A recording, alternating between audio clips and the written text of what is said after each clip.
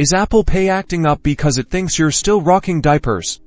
Let's fix that age-old problem by diving into your Apple ID settings. This will get you back to seamless Apple Pay transactions in no time. First, unlock your iPhone and tap on the Settings app. Once you're in Settings, tap on your name at the very top. This takes you to your Apple ID. Now, look for and tap on Personal Information. This section holds all the key details about your Apple ID, including the golden ticket, your birthday. See the birthday field. If it's incorrect or missing, tap on it. You'll now be able to edit your birthday. Use the calendar to select the correct month, day, and especially the year you were born. Double check everything to make sure it's accurate. Once you're absolutely sure the date is right, tap Done in the upper right corner of the screen. Return to your Apple ID page and tap on Media and Purchases. Next, tap on View Account. You might be asked to sign in again. Tap on the Country, Region button. Choose Change Country or Region and make sure you have the correct country or region selected. After this, you will need to add a new payment method,